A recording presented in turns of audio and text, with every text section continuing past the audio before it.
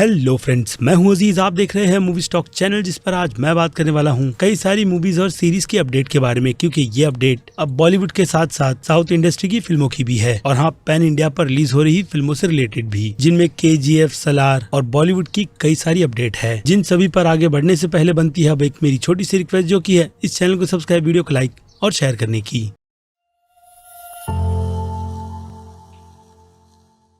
So friends, तो बात करें सबसे पहले अपडेट की, तो ये अपडेट है रणवीर सिंह के करियर को लेकर, जिनसे फिलहाल तो यशराज स्टूडियो ने पूरी तरीके से दूरी बनाकर रख ली है, लेकिन कुछ समय के लिए, जो कि मुझे लगता है कि जल्द ही उन्हें अपने स्टूडियो में बुलाकर फिर से कोई प्रोजेक्ट देकर जल्दी अनाउंस किया जाएगा। इसलिए मुझे ये लंबा ब्रेक लगता है, जिसके अगर पीछे के रीजन की बात करें, जो कि डेफिनेटली आपको पता होगा, लेकिन फिर भी इन्फॉर्मेशन देना मेरा काम है। तो ये रीजन है back to back Ranveer Singh की थिएटर में रिलीज फ्लॉप फिल्मों को लेकर, जिनमें से 83, सर्कस और खुद यशराज की फिल्म जयेश भाई जोरदार भी शामिल है। और अब इन फिल्मों से भी ये लगता है कि रणवीर सिंह का करियर अब किसी अच्छी फिल्म की कमबैक से ही पूरी तरीके से उठ सकता है, वरना अगर वो इसी तरीके की फिल्म लोगों के लिए लेकर आए तो फिर ये हैट्रिक आगे ऐसे ही कंटिन्यू रहेगी और बेकार फिल्मों की लिस्ट बस उनकी ऐसे ही बढ़ती चली जाएगी। लेकिन खैर, रणवीर सिंह एक अच्छे एक्टर है, जिन्हें ये बात तो पता ही होगी कि उनके करियर का ग्राफ फिलहाल तो अभी कितना नीचे गया है और अब उसे वो किस तरीके से वापस उठा सकते हैं। लेकिन आसार मुझे फिलहाल तो ना के बराबर लगते हैं, क्योंकि उनकी अगली इस लिस्ट की फिल्म रॉकी और रानी की प्रेम कहानी है। बाकी बेजू बावरा और शंकर की अनाउंस की गई अपरिचित की रीमेक फिल्म का क्या हुआ, उस पर किसी भी तरीके की अपडेट निकल कर नहीं आई। और तख्त की तो बात ही छोड़ दो। जिनसे हटकर अब सीधे आ जाते हैं राउडी राठौड़ 2 फिल्म पर, जिस बारे में मैंने आपको यही बताया था कि इस फिल्म के सीक्वल से अक्षय कुमार को आउट कर सिद्धार्थ मल्होत्रा को कास्ट किया जा रहा है अभी की रूमर के तौर पर, जिस लिस्ट में अब एक और नाम डायरेक्टर की रिप्लेसमेंट का भी जुड़ गया है, जो कि मैं दिल से चाहता था कि प्रभु देवा इस फिल्म के प्रोजेक्ट के साथ अपना कमबैक बिल्कुल भी ना करे। और अब ये जिम्मेदारी रूमर के तौर पर अनीश बाज़मी को दी गई है, यानी भूल भुलैया 2 के बाद 3 बना रहे डायरेक्टर पर एक और फिल्म के सीक्वल का प्रेशर आ गया है। और फिर अब इससे हटकर बात की जाए प्राइम की बनाई जा रही सीरीज इंडियन सिटाडेल की, फिलहाल तो इसे मैं यही टाइटल से बुलाऊंगा, क्योंकि इसे लेकर काफी ज्यादा कंफ्यूजन है, जिसके ओरिजिनल प्रियंका चोपड़ा की वर्जन की सीरीज के आ जाने के बाद जब ये प्रोजेक्ट आएगा तो पता चल जाएगा कि दोनों में कितना ज्यादा डिफरेंट है। क्योंकि आफ्टर ऑल इंडिया के इस प्रोजेक्ट के साथ राज और DK जुड़े हुए हैं, जिनके नाम के साथ साथ काफी बड़ी रूमर उस यूनिवर्स की फैमिली मैन के साथ में भी जुड़ने की है। लेकिन ये बस एक रूमर है, जो अगर कंफर्म हो गई तो फिर फैंस की बल्ले बल्ले है। और फिर इससे हटकर अब इसकी कास्टिंग की अपडेट की बात की जाए तो वरुण धवन और समंथा प्रभु की जो कंफर्मेशन की गई है, तो अब उन दोनों से हटकर एक नाम सिकंदर खैर का भी कंफर्म किया गया है। और फिर इससे हटकर बात कर ले अयान मुखर्जी के अस्त्रवर्ष की, तो इसकी एक पूरी डेडिकेटेड वीडियो बनाकर मैंने आपको ये सारी की सारी डिटेल दे दी थी कि उनके प्रोजेक्ट को लेकर धर्मा प्रोडक्शन और डिज्नी वाले फिलहाल तो इंटरेस्टेड नहीं है, लेकिन कुछ स्टूडियोज जो उनके इस प्रोजेक्ट में इंटरेस्टेड है, तो उनमें से एक YRF और अब दूसरा बड़ा नाम जियो स्टूडियो का भी जोड़ दिया गया है, जो खास करके इस डील को क्रैक भी कर लेंगे। यानी कि अस्त्रवर्ष की शुरुआत ऑलरेडी इनमें से किसी स्टूडियो के पास डील के जाने के बाद शुरू हो चुकी है। इसलिए 2 पार्ट की अनाउंसमेंट इतनी ज्यादा लेट की गई है, ताकि यहाँ पर राइटिंग के बेसिस पर इस यूनिवर्स को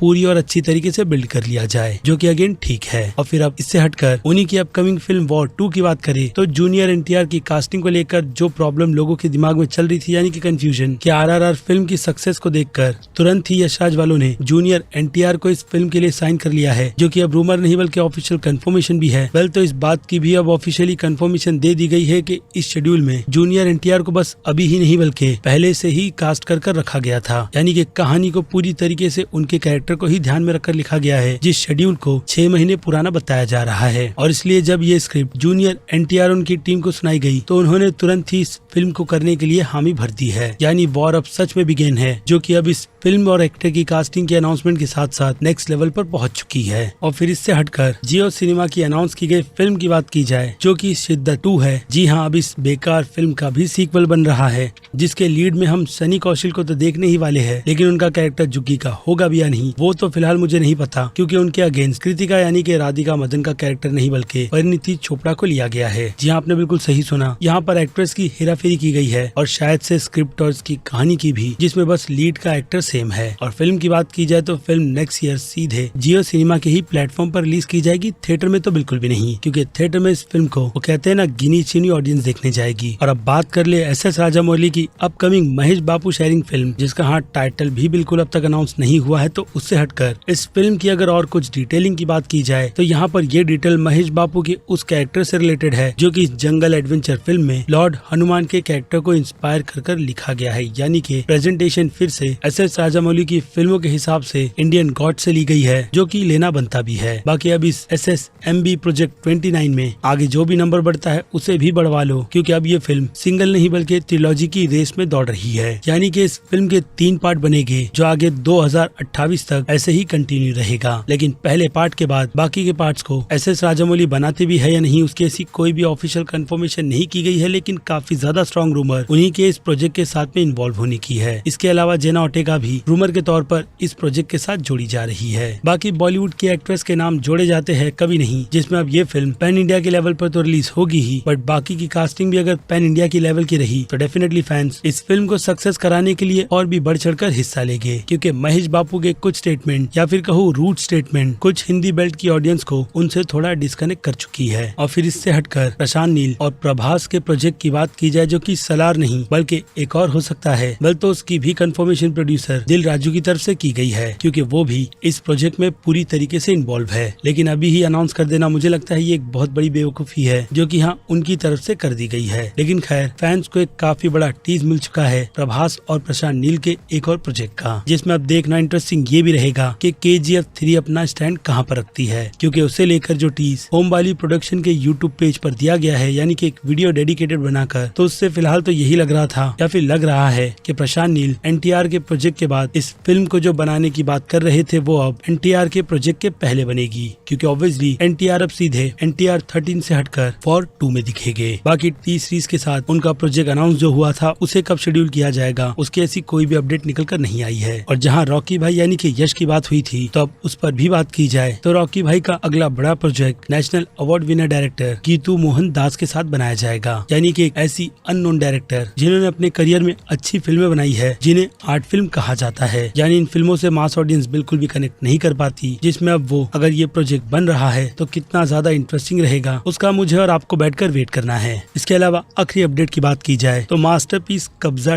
2 फिल्म की ऑफिशियल अनाउंसमेंट कर दी गई है। जी हाँ, सेकंड पार्ट की ऑफिशियल अनाउंसमेंट, यानी कि फर्स्ट पार्ट प्रोड्यूसर्स की नजर में ब्लॉकबस्टर हिट रहा है, इसीलिए शायद ये कारनामा निकल कर आया है। और इसके अलावा एक छोटी सी अपडेट सूर्या 42 फिल्म की भी कर लेते हैं, जिसका ऑफिशियल टाइटल मोशन पोस्टर के साथ अनाउंस किया गया कि ये फिल्म कंगुआ के नाम से जानी जाएगी। कितनी प्रॉमिसिंग वो तो टीजर देखने के बाद पता चलेगा। जिन सभी के बारे में अब बनती है आपकी भी राय, क्योंकि अब वक्त है इस अपडेट को यहीं पर खत्म करने का। बाकी मैं हूँ Aziz, movie stock channel like share और सब्सक्राइब भूलना मत। मिलूंगा जल्द ही दूसरी किसी वीडियो में। Till then bye.